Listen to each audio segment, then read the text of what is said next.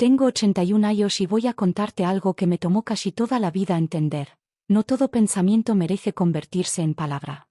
Me llamo Teresa, y durante muchos años creí que hablar era sinónimo de sinceridad. Pensaba que si algo me dolía debía decirlo, si algo me preocupaba debía compartirlo, si algo me molestaba debía señalarlo. Creía que callar era cobardía. Ahora sé que no siempre es así.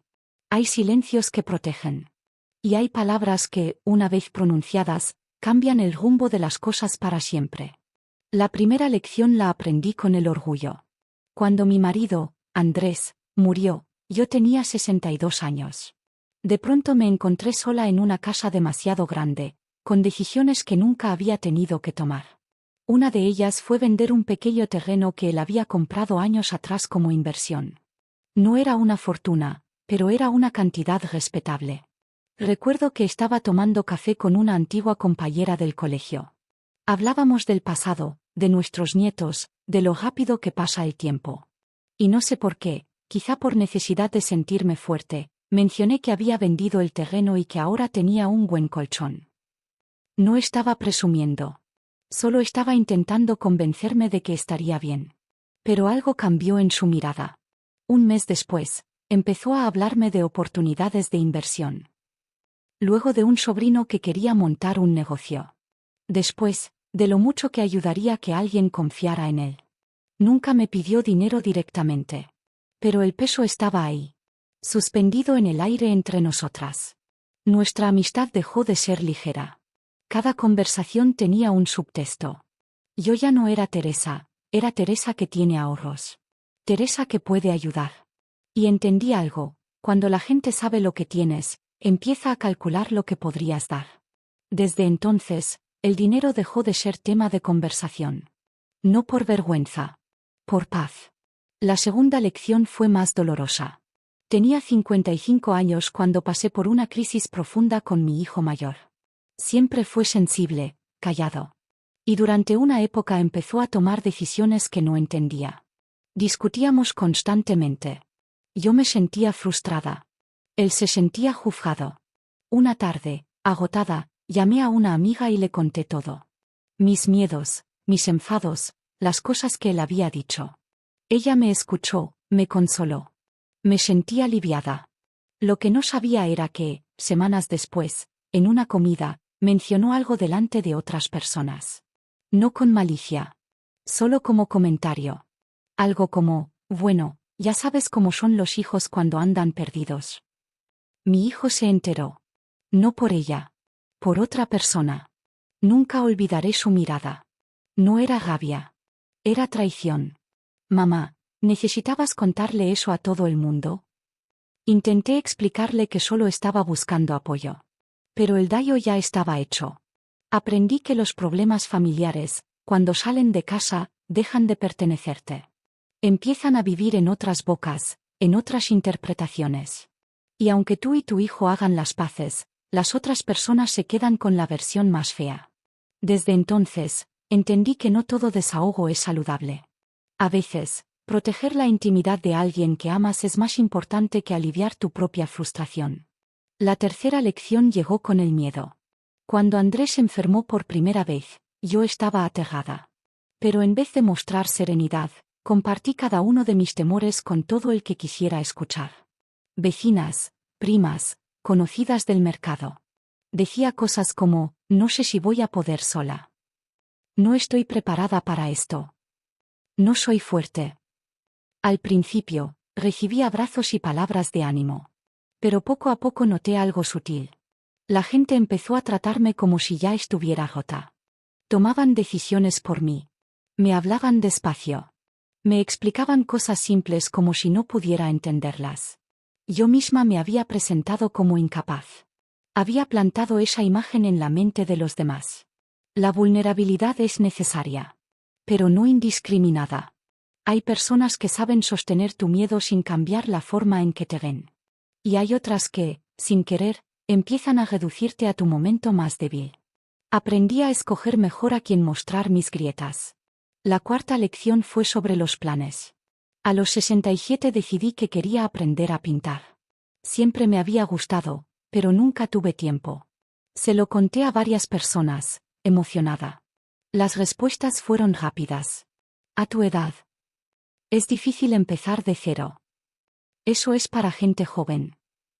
¿No prefieres algo más tranquilo? Sus palabras no eran crueles. Eran prácticas. Pero fueron suficientes para sembrar duda. Durante meses no toqué un pincel.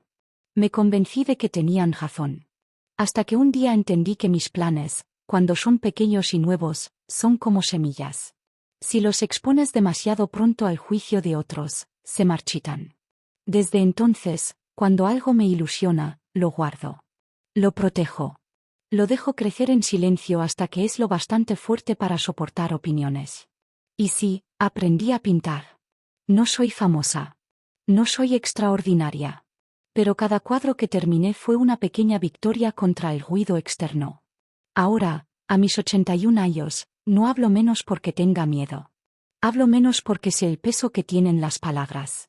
El silencio no siempre es ocultar. A veces es madurar. He perdido amistades por hablar demasiado.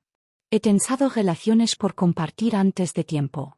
He creado versiones de mí misma que no eran completas, solo fragmentos dichos en momentos de debilidad. Si eres joven, tal vez aún creas que expresarlo todo es libertad. Y en parte lo es. Pero también es poder elegir que merece ser dicho y que necesita reposar en tu interior un poco más. No todas las verdades necesitan audiencia. Algunas solo necesitan conciencia. Si quieres, en la segunda parte te contaré las lecciones más difíciles. Las que casi destruyen lo que más amaba. Estoy aquí. Todavía aprendiendo. Hay lecciones que no llegan con una conversación incómoda ni con una amistad que se enfría. Algunas llegan como un terremoto silencioso. Y cuando pasan, entiendes que ciertas palabras, si se hubieran quedado dentro, habrían cambiado el destino de muchas cosas. La quinta lección la aprendí con el resentimiento. Durante años guardé pequeñas molestias hacia Andrés. Nada enorme. Nada dramático. Solo detalles acumulados. Que trabajaba demasiado. Que no siempre escuchaba. Que tomaba decisiones sin consultarme. Un día, en una cena con amigos, después de una copa de más, hice un comentario ligero. Bueno, ya sabéis cómo son los hombres, siempre creen que tienen la última palabra. Todos rieron. Él también. Pero no con los ojos. Más tarde, en casa, me dijo algo que nunca olvidé: no me importa que estés enfadada conmigo. Me importa que me reduzcas a un chiste delante de otros. Yo no lo había visto así. Para mí era humor. Para él fue exposición. Aprendí que lo que parece inofensivo en público puede erosionar la intimidad en privado. Cuando compartes los defectos de la persona que amas delante de otros, aunque sea en tono ligero, estás entregando algo que no te pertenece solo a ti. El respeto no siempre se pierde en grandes traiciones. A veces se desgasta en comentarios pequeños. La sexta lección fue sobre la comparación. Durante una etapa difícil de mi vida, empecé a comparar mi matrimonio con el de otras parejas. Lo hacía en voz alta. Mira cómo él le trae flores. Ellos viajan juntos todo el tiempo. Parece que nunca discuten. No lo decía para herir. Lo decía porque pensaba que expresar mis frustraciones me ayudaría a mejorar las cosas. Lo que no entendí fue que cada comparación construía una distancia invisible. Andrés dejó de sentir que competía consigo mismo. Empezó a sentir que competía con fantasmas. Y nadie gana contra una versión idealizada de otra vida. Aprendí que cuando comparas en voz alta, siembras inseguridad. Y la inseguridad no fortalece nada. Si algo no funciona, se habla directamente. No se usa el ejemplo de otros como arma silenciosa. La séptima lección llegó tarde. Demasiado tarde. Cuando Andrés se enfermó por última vez, yo estaba agotada. Cansada física y emocionalmente. Una tarde, hablando con una prima, dije algo que aún me pesa. A veces desearía que esto terminara ya. No lo dije deseando su muerte. Lo dije deseando el fin del sufrimiento, el suyo y el mío. Pero las palabras no distinguen intención. Mi prima me miró en silencio. Y aunque nunca me juzgó abiertamente, yo sentí el peso de lo que había dicho. Semanas después, cuando él falleció, esa frase volvió a mi mente una y otra vez. Las palabras dichas en momentos de agotamiento pueden convertirse en recuerdos que no te dejan en paz. Aprendí que hay pensamientos que son solo cansancio hablando. No son verdades. No son deseos reales. Y no merecen convertirse en frases permanentes. La octava lección fue sobre los sueños no cumplidos. Hubo un tiempo en que lamentaba en voz alta las cosas que no hice. No viajé lo suficiente. No estudié lo que quería. No fui más valiente. Lo decía frente a mis hijos. Creía que estaba siendo honesta. Vulnerable. Pero un día mi hija menor me dijo, «Mamá, cuando hablas así parece que tu vida fue una decepción». Eso me rompió. Porque mi vida no fue una decepción. Fue imperfecta, sí. Pero también estuvo llena de amor, esfuerzo y momentos hermosos. Mis palabras estaban pintando un cuadro incompleto.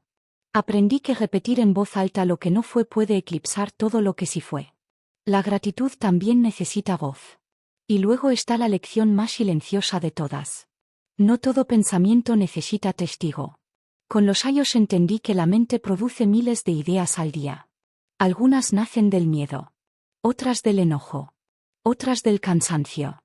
No todas representan quién eres. Cuando era joven, sentía la urgencia de verbalizar todo para entenderlo. Ahora sé que muchos pensamientos se disuelven si no los alimentas con sonido. El silencio puede ser filtro. Puede ser espacio para que la emoción se calme antes de decidir si merece convertirse en conversación.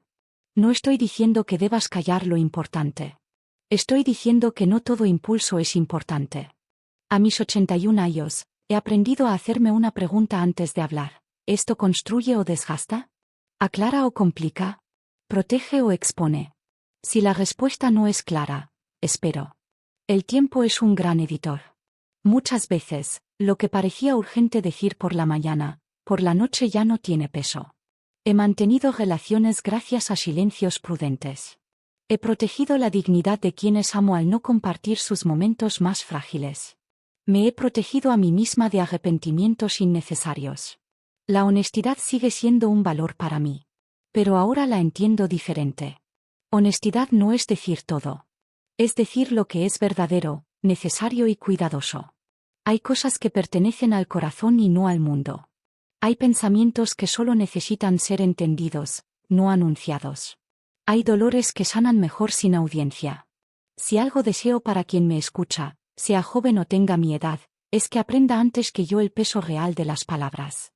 Hablar es fácil. Vivir con lo dicho, no siempre. Yo sigo aprendiendo. Todavía cometo errores. Todavía a veces hablo de más. Pero ahora conozco el valor del silencio. Y créeme, algunas de las decisiones más sabias que tomé en mi vida fueron cosas que nunca dije. Gracias por quedarte conmigo.